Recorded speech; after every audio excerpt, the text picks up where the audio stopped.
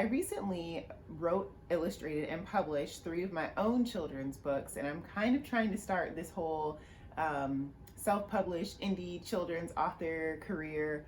And it took me a really long time to get there. And a lot of it was fear, but a lot of it also was the fact that I didn't know what I was doing and I didn't have extra money to hire people to help me figure it out. And clearly I'm an unknown, so there was no publishing house that was gonna just like publish my book and have some illustrator do the job for me. So in this video, I want to show you how I quickly sketch out, color, scan in, edit, and format a picture that would go into a potential picture book. So if that's something that you're interested in, I have a few supplies that you're gonna need to get the job done. This is my artist loft. This is like where I keep all of my illustrations for all my books. I think I have a binder somewhere else where I keep, these are drawings from my previous books that I've published. And this is what I would consider like fancy paper. Artists probably would not consider this fancy paper. It's watercolor paper because I use watercolor markers, but you don't necessarily need that. It's in there. Please hold.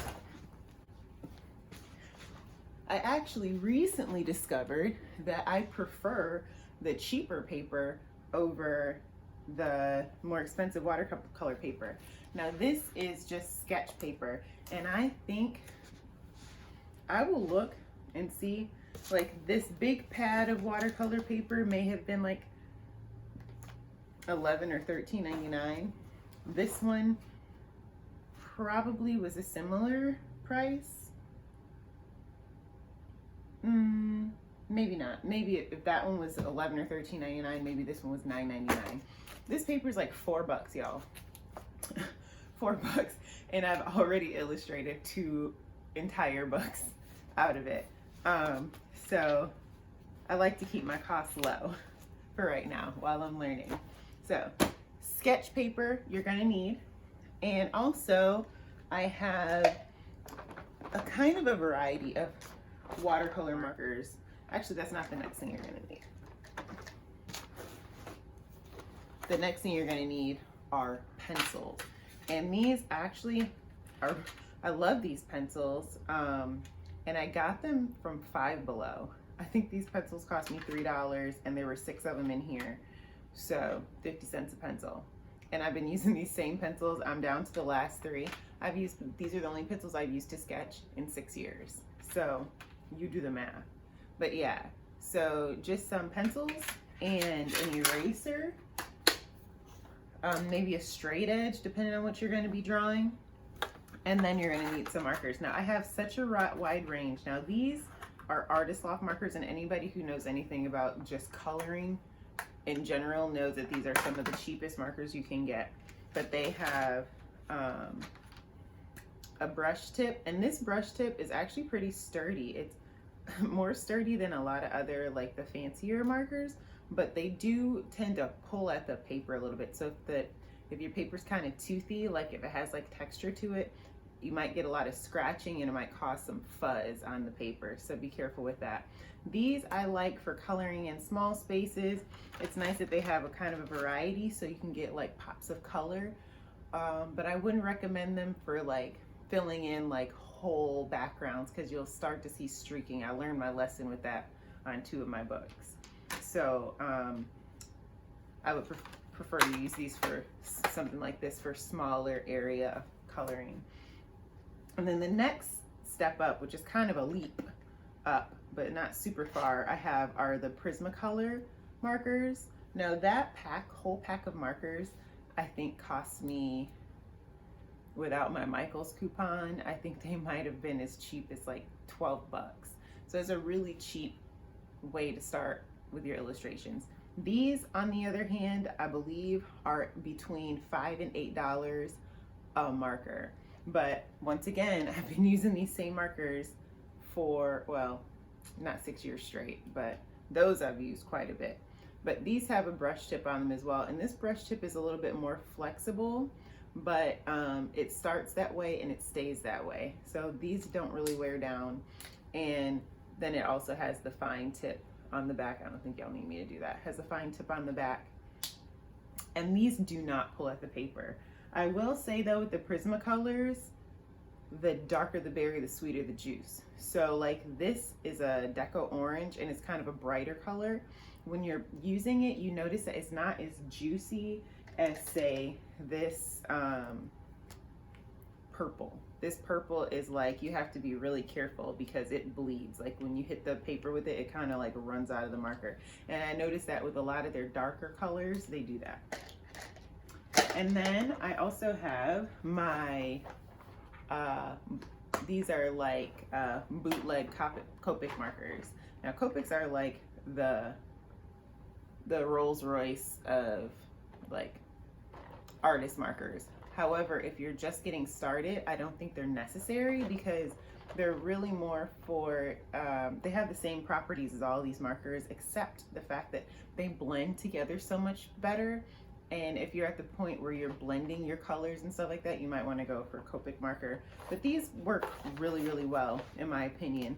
I do notice that the brush tips, I know you probably can't see that, but the brush tips, I've only used these for like a month and the brush tips are already wearing out, which really sucks. But this whole set of colors was only $28.99 on Amazon. And I'll leave links below to all these things if you want to try some of them. So that's just a quick synopsis of the things you will need. You will need paper, pencils, erasers, markers. Oh, and you'll also need a marker to line your drawings when you're done. Now I have a few different varieties of these and sizes. Where's the other one? Okay, yeah. So I bought a pack of these Faber-Castell or whatever artist pens, and they do a really good job, but I started making coloring pages and I realized that they weren't fat enough to make the nice thick line on the outside. So these are more like Sharpies. A Sharpie's another good one you can use to outline your drawing if you want that thick liner, but just these are different sizes: small, fine, medium, and bold. And then I have these as well. So without further ado, let's get going. So I'm just gonna do a quick sketch of one of my characters from the I Can series, and it's just easy for me because it's a stick figure boy. I'll kind of like do a little background in there too so that you guys can kind of see how I make like a whole spread. So that's what I'm working on here. This is going to be a spread for a 6x9 book, and I like to do the whole spread on one page, except in the case where it's like a totally different picture on the opposite page. So I just kind of lightly sketched everything out, and then I went a little bit heavier with the pencil and made like solid lines. And here I am just going in with my outlining pen to outline everything. And if you notice, I just drew everything on top of itself because I don't know how to draw things in the background. So when I draw with my pencil, I just draw everything piled up on top, like the line for the grass was on top of the boy and the bushes were on top of the tree. And then when I outline it, I just don't line what goes behind, if that makes sense. And here I am, just erasing.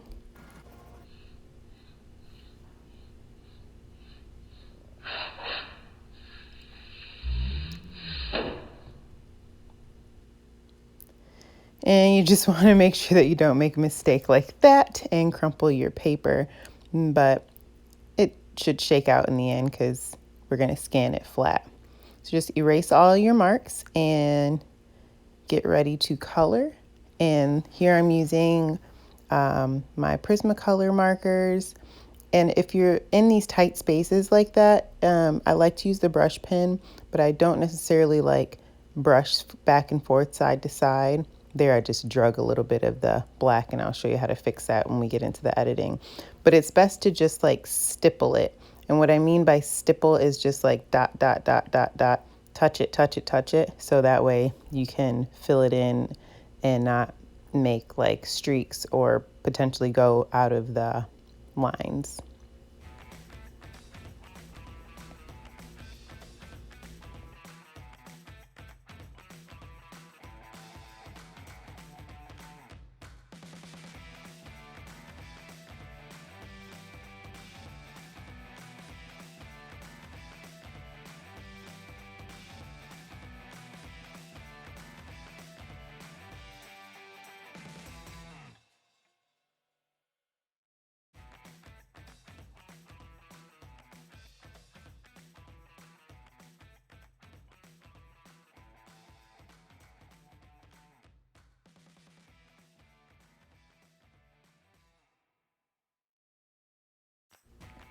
And another thing that you want to try to do, and I don't know where I learned this or if I learned this anywhere, but you want to do your lightest colors first, like the one when the colors are touching, do the lightest color first because it's kind of easier to fix your mistakes as you go along. When you're adding the darker colors around, you can kind of like change your edge, if that makes any sense. And when you're coloring these big spaces like this tree, you want to try, just like when you paint a wall on the house, like you want to try to keep a wet edge, and that'll keep you from having those streaks too. Sometimes you can't avoid it, like sometimes it'll dry faster, especially if you use the actual watercolor paper.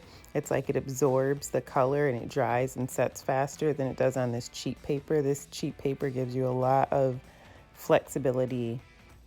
It's very forgiving, I should say, when you're filling in large spaces. So keep that in mind. Use your dark colors first, your light colors first, and keep a wet edge.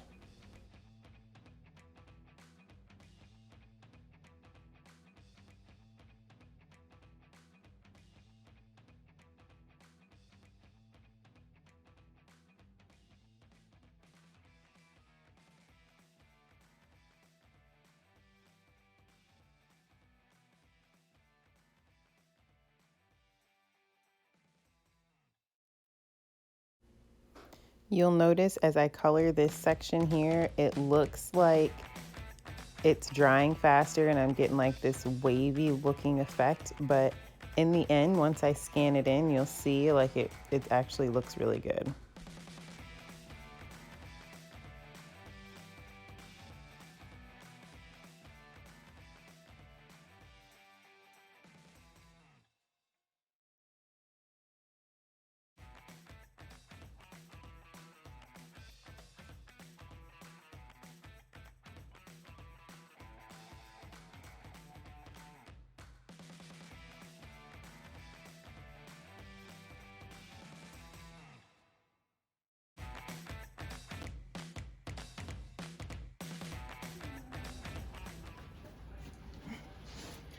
So, if you would please excuse my mess, I share space with my 3-year-old, and that's fine because we live here.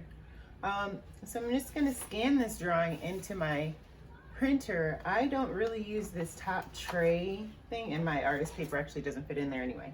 So because this drawing is particularly for a, what is that, 6x9, I just fold it in half. And you can actually do this for the 8.5 by 8.5. You could probably do this for the larger rectangular size printouts as well. But because I'm gonna do it as a spread, I'm gonna scan in this side and then I'll flip it over and do the other side. So I just making coloring pages.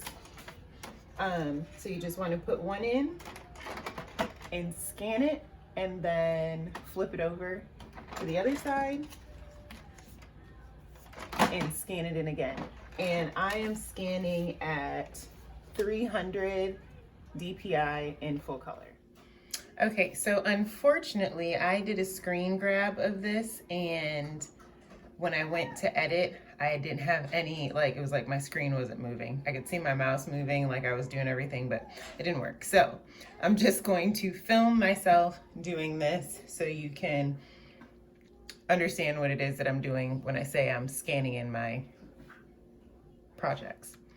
So basically what you do is you open up whatever scanner you have on your computer, connected to your computer. So in my case, it's my printer, and this is not gonna let me do it for some reason, but I just hit new scan and I scan it in.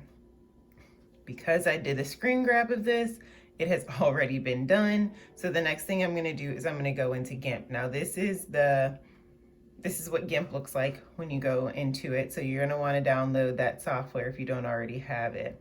And you're just gonna go in and you're gonna grab whichever drawing you want to edit first and just drag it and drop it in there. That's how I always do it. It just makes it really easy. All you're gonna do is you're gonna go up to this colors tab.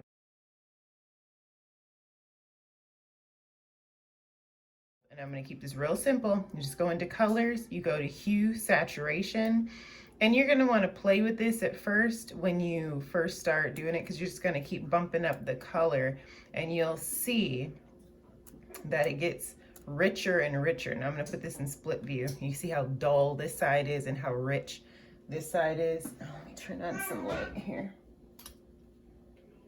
Too much light. There you go. How rich this side is. So you're just gonna wanna just put it to your liking. I normally, for the I Can series, usually bump it up to 63, but I'm using different colors for this. I don't know why. Sorry, my kids are awake. And then you're just gonna hit okay. So the next thing you're gonna do is you're gonna go back to the colors tab and you're gonna go down to levels.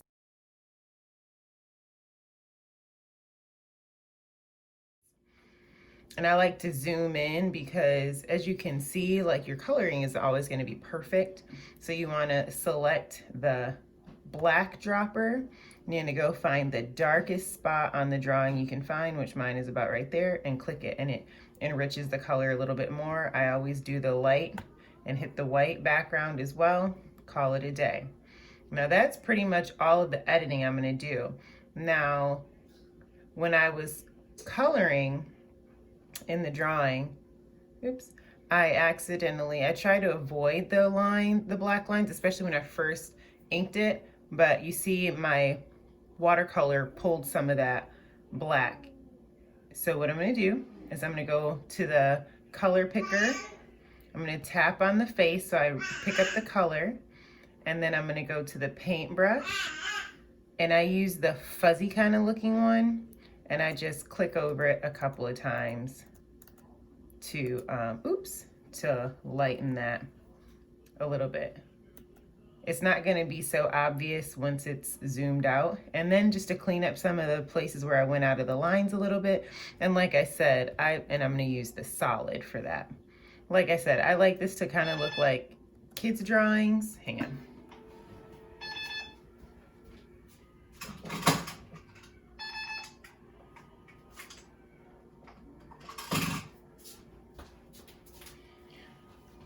I like this to look like a kid did the drawings, which I think I've succeeded. So it doesn't have to be perfect. I like to think of things like Pete the Cat and Dr. Seuss and what's the other? Oh, the Peanuts, like the Peanuts characters. None of those are perfect and the kids love them. So that's all you're gonna do when you wanna edit them. You just go in and bump up the hue saturation. So you go to colors, hue saturation, set it to where you want it. Okay, mine is set back to 0 because I already changed after that. Then you're gonna go back to colors, gonna go to levels, you're gonna pick the color dropper, do the darkest, then pick the color dropper, the light color dropper, do the lightest. That's it, okay? When you're ready to export, you don't wanna save because it'll be stuck in Gimp, and you wanna change the type of file. So you're gonna go to export, you're gonna change this JPEG, to PNG, and you're gonna export it that way. I've already done this, so I'm just gonna cancel out of all of this. Discard changes, and we're gonna go into Canva. And Canva is free. I actually use the paid version because I like to make transparencies and stuff for other projects and for my blog and stuff like that. So I use the paid version, but you can do this with the free version as well. You're gonna create a design, and I'm gonna pretend that this is for a 6x9 children's book. I like to do it by inches.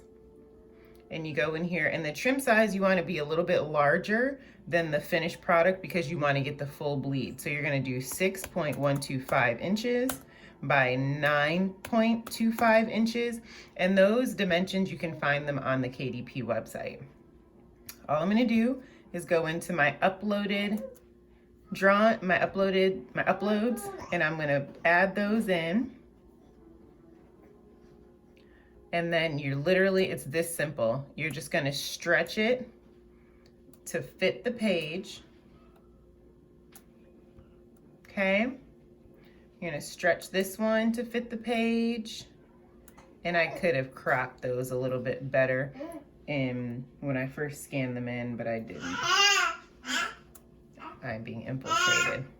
See, like up here, and now with this, I can probably just crop that a little bit and then stretch it. And that's might throw off the connection, but it should be okay.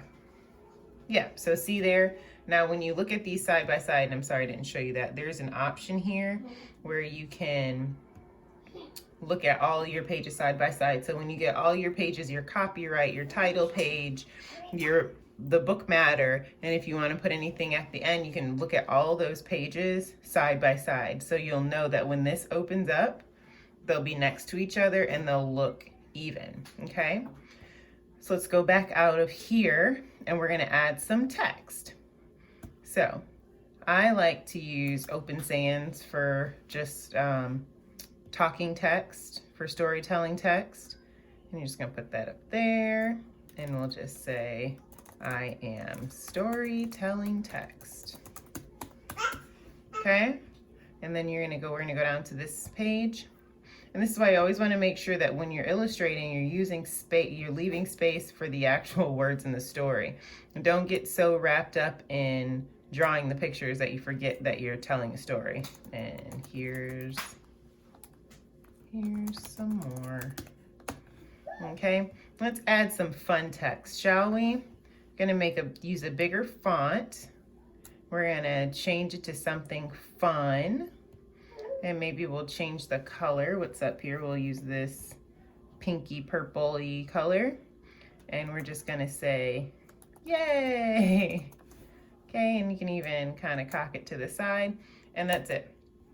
You've formatted your first 2 pages for a children's story. And then you're gonna wanna download that if you're using KDP, and I think Ingram Spark as well. You're gonna wanna download that as a PDF file, PDF print, not the JPEG PDF. I don't know what it is, whatever the lower quality one is. You don't want that. You want the highest quality. You open it up and boom, there you go. You've got your edited drawings formatted into your PDF to upload to KDP or whatever other publishing program you're using. So yeah, so that's really it. I hope that this tutorial kind of helped you guys figure out how to get things done, and yeah, just go for it. If you're nervous or if you just want to try, I don't know why I always assume people are nervous. I feel like it's because I was. So try it out. Let me know if this helped, and yeah, like, comment, share, subscribe, hit the notification bell. See you later. Be blessed.